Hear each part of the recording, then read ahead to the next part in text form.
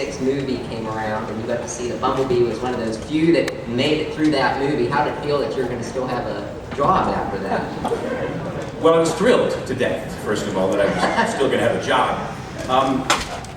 We were talking about this before. You can't imagine how gratifying, once again, it is to have something that you did 25 years ago last this long, still be giving pleasure to people today. And I've had people tell me that you know, this was such a big part of their childhood, thank you, and all of that. It's so heartwarming to hear, and I'm so glad and so appreciative of the fact that I was able to be a part of it. I mean, I feel honored to have been a part of it, to have been a member of that core, very beginning company, those few of us, because of course, as we know, by the end of the series, just about everybody in Hollywood had been on that show. So I'm just honored to have been a part of it. And what was the second question? Well, kind of you answered it. It was just about, you know, Did I give you a twofer? Yeah, you gave me my twofer. You gave it. Okay. Thank you very much. My pleasure. Okay, now, honestly, how did you come up with the perfect voice of Bumblebee? Oh, that's a good question. Keep it open. Wally Burr, our voice director, which I hope somebody asks me about Wally later, because we'll talk about Wally. It's always fun. I saw Wally actually, just the other day. I wanted to mention that a company called Shout Factory is reissuing the entire series on DVD. Yeah! Yeah, and as part of the extras, they have interviews with just about every one of the original cast members.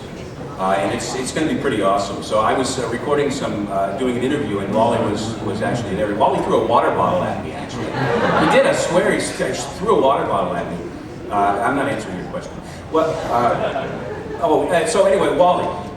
What happens is with an animated series is when you go in for the audition is you're handed the material, which is some sample dialogue, a sketch of the character, sometimes different sketches showing what they look like, and a description of who the character is and you know what their life is like.